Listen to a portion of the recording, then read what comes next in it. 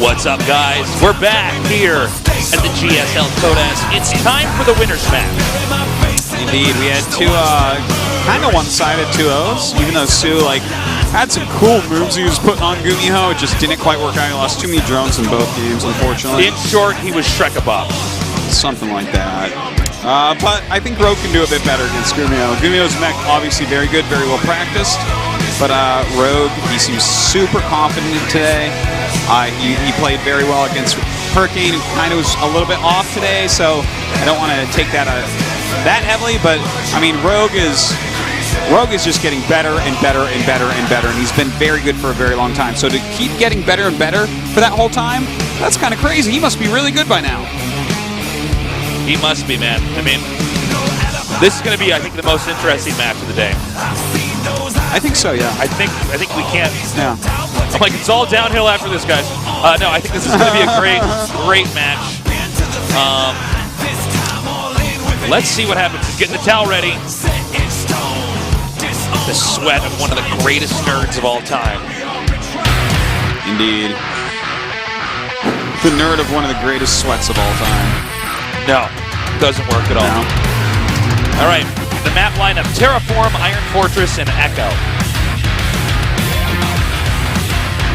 Why are you laughing? What is I just had a vision of like if GuMiho goes to the sauna and starts sweating extra, does he become like Waterman or something? And then I thought of the freeze guy that just makes ice in front of him when Iceman. Iceman. Yeah.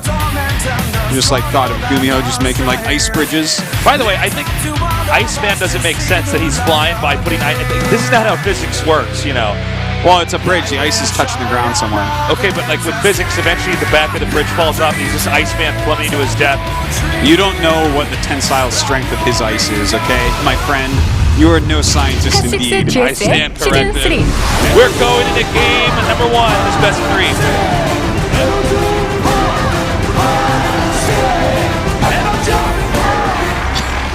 I had to dig really deep for tensile strength. Like, what can I say here to make him dumb? In the upper left, in the red, he is 진에어 그리밍스 로그.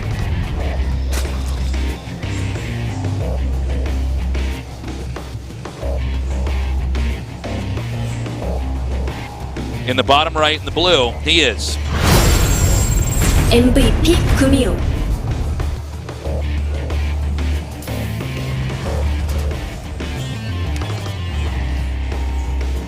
So I think we're going to see basically what we've seen out of GuMiho. Just the question would be on each map.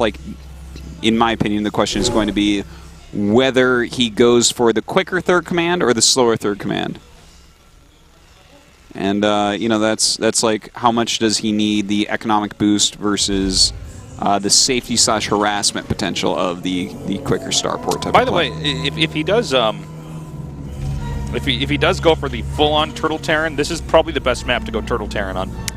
Yeah, this one's pretty darn good. I would say that literally you couldn't make a better map for it than Echo. Mm-hmm. Maybe we can get this one second. I don't know. Actually, I think this one. Well, I mean, they're both really good, I guess is the point. Echo is wearing a corset, 3 siege tanks cut off the middle. It's pretty good. Yeah. I guess this one, if you cut the map in half, though, it's you can get gold bases, and they basically can't if you're good at poking. Which is kind of crazy as well. The map is so whirly, it's like a cinnamon bun. If you cut it in half, you're going to get the frosting everywhere. There'll be so much frosting on the knife, I'm like, oh, we're wasting it. You know, I can't eat cinnamon buns. It makes me sad. I do know that. I'm allergic to cinnamon. Isn't that sad? It is sad. Cinnamon's pretty tasty. It smells really good when I smell it. I'm like, oh, it smells great. Yeah, it smells quite good. Yeah. It can taste nice as well. I don't eat it too often. I don't eat cinnamon buns. Just alone, just eat some. Yeah, well, cinnamon buns are pretty. I think the time when people eat Cinnabons is when they're stuck in an airport. Yes, that's exactly. That's probably the last time I ate one. Is probably exactly. Well, I guess I'm here. I might as well enjoy myself. Yeah. Yeah, that's about it. You're actually allergic to a lot of stuff. I am. Basically a bubble boy. I am, man. I was a bubble child, guys. Yeah. Well. Walnuts. Yeah. Yeah, do walnuts. I don't think I'm missing out on much with walnuts. I don't think they're that No, great. walnuts are really nice. Are they good? Yeah, they're not like I don't go crazy for them. I don't go looking for them, but they're on a lot of stuff that tastes really good. Yeah. Yeah. Walnuts and cinnamon, though, those are my that I know of. But actually, I guess like that's not that big of a deal when you think of it. Like for instance, It's not something that's like a game changer, like, oh, you're allergic to alcohol. It's like, or bad like, beef. oh, you don't eat meat. Yeah, well, that's true. I miss a lot of different tastes. You miss a lot out. You do miss out on a lot, buddy. I mean, it's healthier to be vegetarian, but meat's pretty damn good. Well, I like animals, so. We see this Reaper. Oh, likes animals too, getting almost no kills. These Zerglings. It's killed just 2 Zerglings so far, despite some really nice micro. Wow, just barely gets out. Well, nothing too impactful. I mean, this is just what Reaper harassment is. You know, you kill 1 to 2 Zerglings with it if the micro goes down correctly. There was a time period in StarCraft where Reapers were like the greatest unit in the game. Oh yeah, and they would kill everything. Yeah, that was pretty brutal, silly. man. They were just so silly. They were so broken. But no longer the case. Good unit. I like the Reaper role now. I think it's a lot better. Doesn't kill your opponent ever, but definitely can get some good scouting intel. Definitely does some nice harassment. Can be used a little bit in the mid game to complement your Hellions. Yeah, it's pretty nice. We do see a 2 base layer here by Rogue, most likely going to be going for a quick Spire. Not at all surprised to see that from Rogue, especially against GuMiho here. Really curious to see if GuMiho actually does one of these maxed out pushes like the other games, because I don't think he has to on this map, but I think he definitely will. Like, GuMiho never has really liked like 150 supply pushes. Like, literally with Supernova and not around in Code S, I don't think we're going to see those anymore. Like, that was like his thing. I guess he was the the 150 push guy, right? Yeah, like he was a much more aggro mech player. But yeah, it's most everyone's going to turtle up quite a bit. And GuMiho, like, we always thought of him as the turtle until Flash really took it to a level that GuMiho could not even dream of. He brought us to new depths of turtling. Yeah. New heights of turtling, I would say. New heights of turtling. Yeah. All right, so we have brought Zergs to new depths of despair. So we have the armory coming up here. Confirmed mech build here. And right now, it's just going to be up to Rogue to make sure that this harass doesn't do much damage. Because when you're doing this build, it's great if you can hinder the Zerg early on, because when you get to the late game, you're that much more ahead. Indeed, and look at this. He's trying to target down that Overlord for a moment. Doesn't quite get it, but does pick off a few Lings and whatnot. Now I'm glad he's making a lot of Lings right now for Rogue, because this is going to be a pretty fearsome push. We're going to see quite a few Hellbats, multiple Medivacs, some Marines as well. And that's the type of push that can absolutely end a game early. Don't see him actually... Okay, now finally he's sent out those other Hellions, because his armory is actually already done. So he was actually a little bit slow on that, but that's okay. It's still going to be very fearsome. Look at this. This is a lot of Hellbats, man. The 3-queen block here. I think that might have been a bit of an overextension here. The Lings can't quite come down and get the ideal surface area. Oh, man, and all these Hellbats coming up over here. Actually, this is really scary. Yeah, it certainly I'm surprised you put the queens that far back there, because he had to sack the Lings just to get him back there. Oh, man. Wow. And one even goes down before the transfuse. Gets a high transfuse energy queen, and the other one goes down as well. This is looking like it might be a quick victory. Yeah, I think he just wins here. Oh, my God. Oh, actually didn't get the hit. I thought he was going to go on the drones, but yeah, continue to push forward, though. Yeah, as long as he's like chasing these drones, even as the mutas are going to pop out, like, I don't think it's going to be quick enough. The amount of damage he's doing is crazy. Now supply block. This is a theme here today. So we have a supply block Zerg, and their drones are literally not mining. They're actually running right now. Oh, man. This is just brutal. Wow.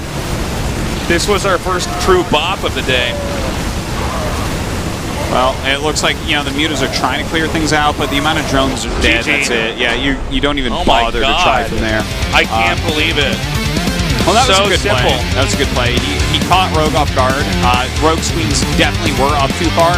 Yeah. When he saw the additional Hellions moving out, like the second he saw those and actually realized what was going on, I think he knew that this was going to be almost impossible to hold. That was a lot of Hellbats, man. Well, let's see if he can do better next time here. I really didn't expect this game to end like that. First of all, just for the time, I thought it was going to be much longer and more dramatic. And then second of all, I mean, he just went there and walked in and killed him. You know, and a lot of times we'll see the Zerg kind of barely hold that or have to, you know, not do any injects and use all the transfuses, and then Terran kind of backs off and takes a third. Yeah. Not that game. He just walked right over it. Yeah, certainly he did. You know, that can be a very powerful quick win strategy. Hellbats early on with medevacs can be a pain. You really do have to be ready for it. You have to have enough queens. You have to be in position with your spine crawler ready to transfuse. You have to have your lings ready for the maximum surface area you can get with them. But Sue just was, or rather, sorry, Rogue just was not ready for that. Well, let's see how game number 2 goes. I would hope this goes to game 3, by the way. I don't want to see just 2-0s today. But, I mean... Iron Fortress, again, this is the map that you'd expect Zerg to do a bit better on, but GuMiho has shown, he was mentioning that he wanted to make sure he had enough good strategies because everyone's ready for mech nowadays, and he is mixing it up pretty well. Like, yeah, he is. He has really shown is. 3 different mech openings so far. Will he have a 4th here? Will he just play this like we saw him play previously against Sue, where he went for the Hellion Banshee with a couple Reapers? I think that's quite a nice way to play it, but Sue shut it down. So, might be something he's taken into consideration. Well, we're going to be starting game number 2 shortly here, guys. Tell all your friends to tune in here. This is the last day of the round of 32. After this, we're going on to the round of 16. Getting closer and closer to crowning a champion here at the GSL Code S. This is also the most competitive GSL Code S to date. Yeah, I think you're right on that, definitely. It really is. It's pretty crazy. Like, Season 3 last season was insane, and this season's insane. Yeah. Like, just what a set of players. There's only been 1 or 2 where we're like, whoa, Code A guys in here. Yeah. But yeah, it's like every group is stacked. The round of 16 so far looking absolutely phenomenal. Going to make it a lot stronger today as well. And it looks like Rogue is now ready. I believe he actually took a quick restroom break there before we actually started that. That's why we had a little bit of extra downtime. Anyways, we're ready to do this. Iron Fortress is going to be the map. Rogue going to have to pull it together. We don't normally see Zergs losing just to Hellbat pushes anymore. That was like a thing 2 years, no, maybe 3 years ago. Yeah, I mean, they're still definitely mixed in, and you can definitely still die to them, but when you catch wind of them, they are stoppable. Yeah. You have to micro really, really well, and sometimes Zergs do mess that up, but Rogue was a little bit out of position. You said he was a little bit too far forward with his queens. They took too much damage. He was retreating for a long time, taking off shots. It was tough. We're going into game number 2 now. Let's do this. GSL 시즌 3.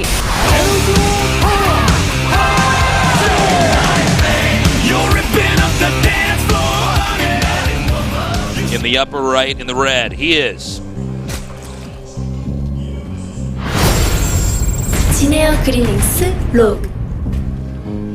Look at those little larvas moving around. I never really pay attention to them. I'm always looking at the drones, but they're pretty cute when you zoom in on them. In the bottom left, in the blue. MVP 구미호.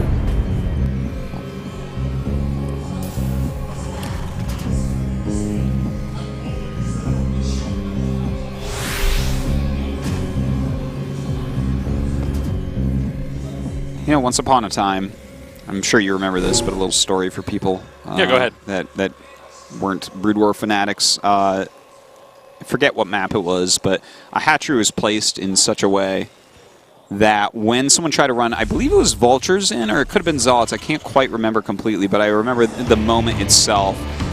Something was coming that was going to be very scary for Zerg, and then instantly, bam, made something in the larva, and the hatchery was placed in such a way that the larva made a complete wall at a choke. Because the larvas pop out the bottom. So you just grab the correct larva, and it completed a wall in, and you're going to kill the StarCraft 1 egg that you have like 1 pixel on? No. You may as well try to kill the hatchery. Like, you're just not getting in there. So it was like this amazing moment where, God, I can't even remember what Zerg it was right at this moment, but anyways, it was a really, I'm not sure which really Zerg it cool, was either. Really cool moment.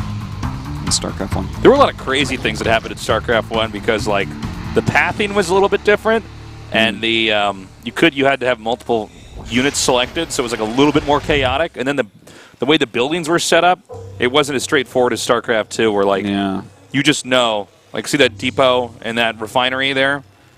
Can a Ling fit through that? No, we know that for sure. But on some maps, a Ling could fit through that, depending on the way it was positioned. So you get these crazy technical wall-ins. You had to memorize a lot of weird stuff. Yeah, every map that came in, you'd have to go on and actually practice wall-in in every spot as a Terran. It was time-consuming.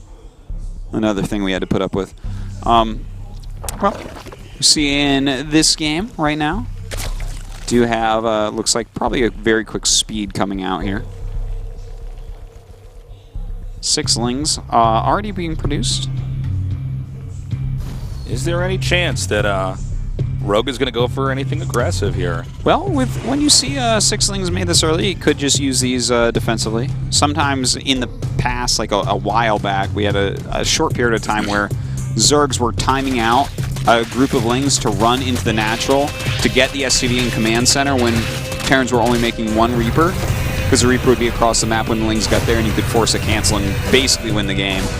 But not seeing that here, of course, as we see. It's kind of a fun little moment in the metagame of StarCraft 2. Love little moves like that. Yeah, it's always exciting to see how things kind of change and develop.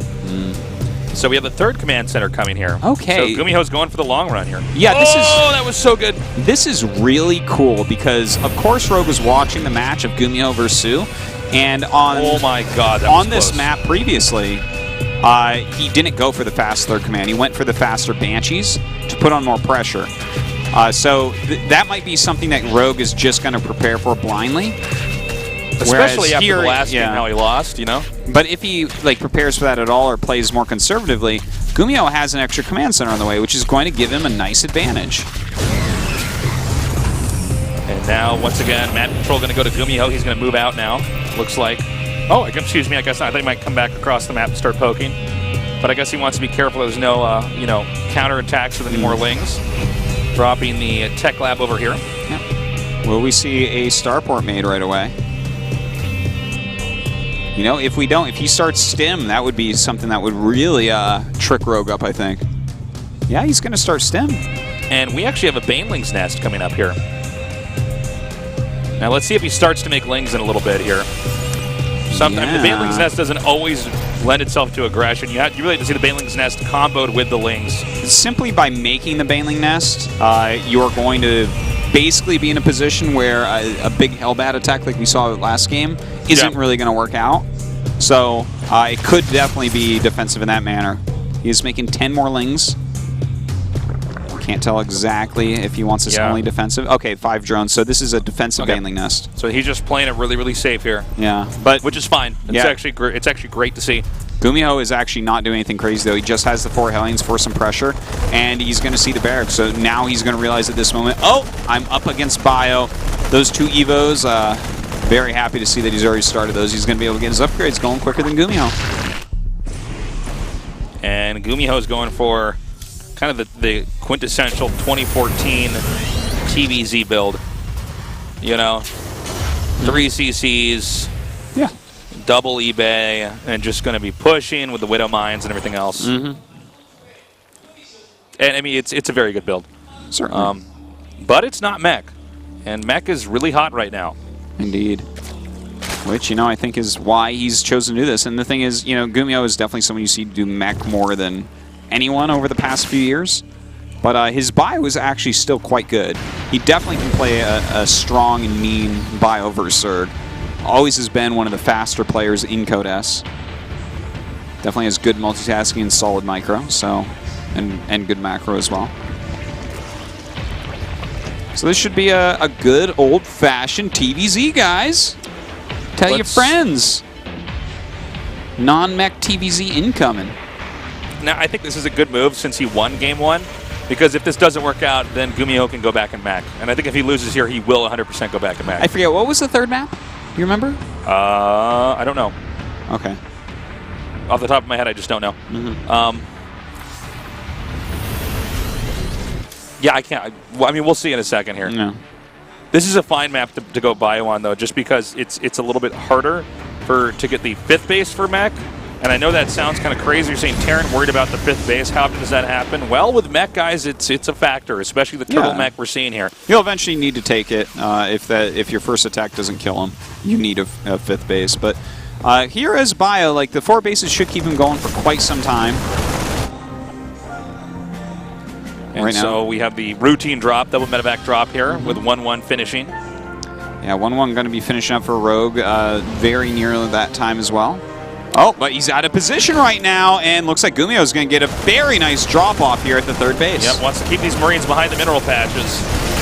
Yeah, that's a lot of damage. Oh, man, is he just going to get the hatch? No, he doesn't look like it, not quite. I think he's already saying I've done enough damage here.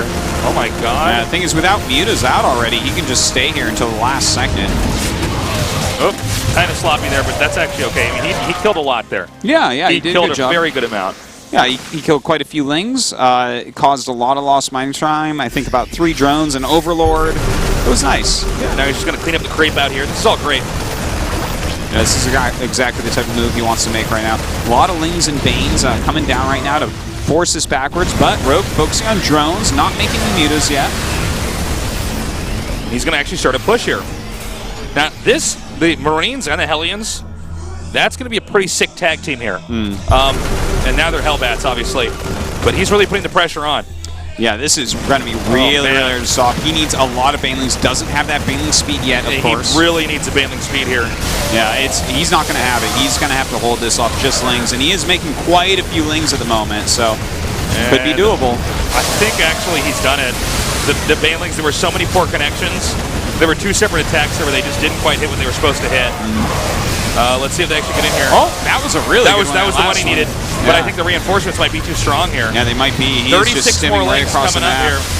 Yeah, the banelings being less and less cost efficient, but there's less and less Marines as well. So he might be able to clean this up as more lings pop out. But, oh man, more Hellions, more Hellbats across the map at the moment. And it's just lings now. It's no longer banelings being made. We see none of the production. Oh my God, GuMiho. Yeah, he's looking fantastic. So good. Look at this. This is actually awesome. Very, very strong attack. And while it looks like it might not get cleaned up, that was getting close. I think the medevacs are depleted on energy, but the other medevacs come in here now. Yeah. So then this is going to keep being healed. And during all this, he does have his mining 3rd. That's it. Now he's going to get the Spire to make it even worse. Oh, that is... The key layer tech just happens to be exactly where he's attacking. Which makes his drop so much better because there are not any mutas out in the map. Yeah, you can see that makes it so painful. He's going to wait. He was going to drop the Hellbats in the main, but he's waiting because there might be mutas hatching here. Yeah. He's already got something good going on with his push. And pretty soon here, when he sees that there are, in fact, no Marines coming up here, that should be the indicator that Zerg is really limited on options. Really nice spreading there as well on the Marines, on those Hellbats also. Baneling speed is done, so he can eventually hold on to this as he does have 3 base just out of his vision of the scan there. Okay, so he sees the Banelings are now morphing. Now, there's not a lot of Hellbats with this, so if he gets good spreads, if he gets good connections, I should say, maybe he can do it. But, it's just every time they're just barely enough. I can't believe we're seeing Rogue lose like this. Yeah, GuMiho just kind of hit the sweet spot here, man. GG, next wave of Medevacs gets there. That army is not going to die. Yeah. And look at that.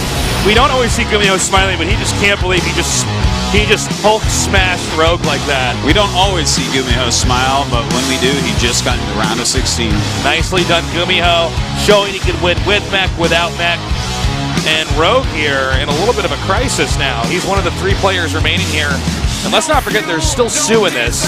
Yeah. Hurricane, he's a great player. He's not looking as hot today, but this is still a very tough group right now for Rogue. Dude, yeah. It doesn't matter how good you're feeling. Like a ZVZ, you might get really bad beginning build order pairings, which make it a little bit volatile. You can still win. It's like there's not like a lot of situations where a build 100% kills the other, but you definitely can gain an advantage out of that. It definitely can be a volatile matchup if Sue beats Hurricane and comes up against Rogue. So Rogue, despite all his confidence, may not make it out of this group tonight.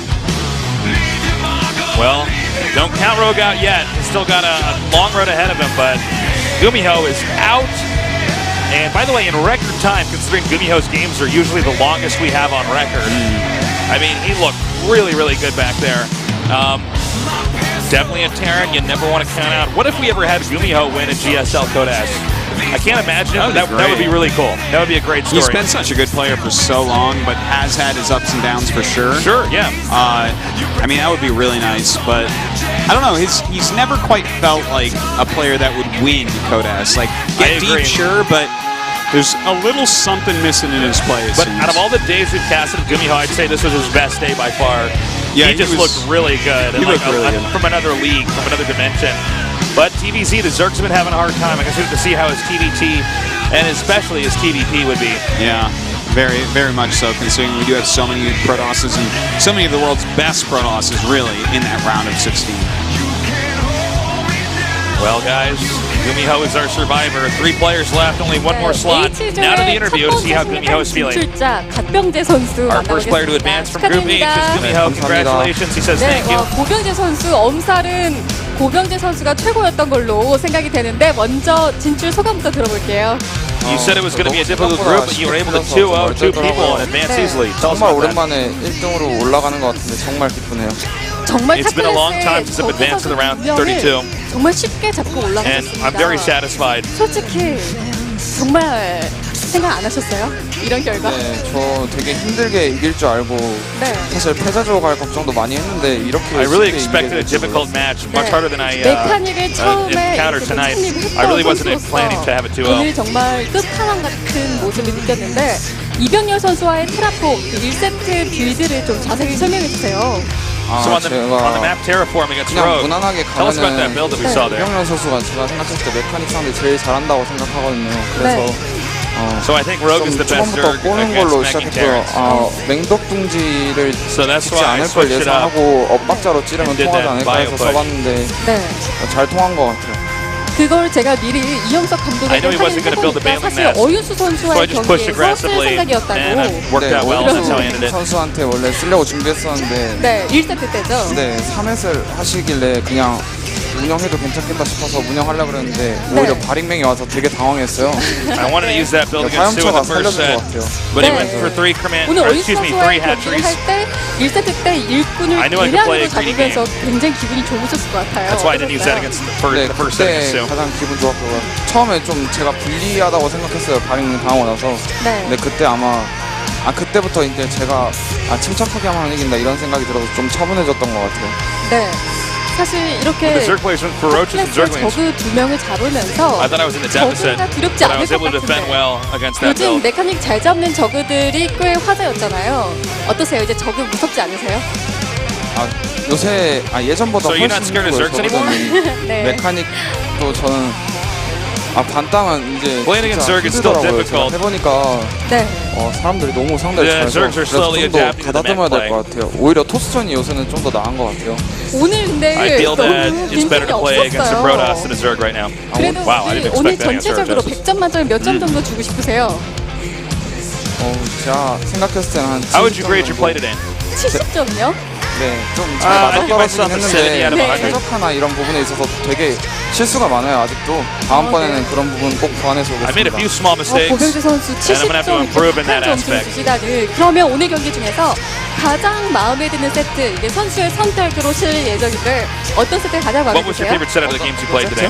네, 오늘 어떤 테라폼에서 했던 I 이병렬 guess I'd say 선수와의 the game on 경기가 Terraform. 제 생각대로 딱 맞아 떨어져서 Against the one I had against Rogue. 연습한 대로 풀렸나봐요. The build really went well, and I 네, was 자 able 이제 to play as I 16강 practiced at home. 조진영식에 가게 됐습니다.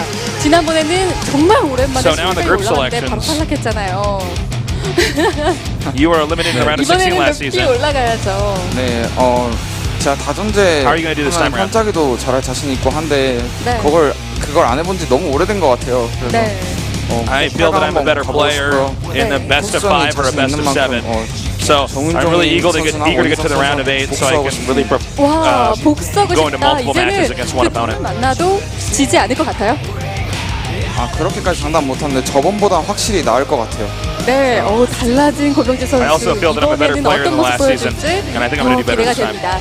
자, 깜짝 놀랐을 오늘 또 직관한 또 팬분들을 비롯해서 응원해주시는 분들에게 Anything you'd like to say to your fans and your supporters who might have been surprised by your play today? 응원해주셔서 정말 감사하고요.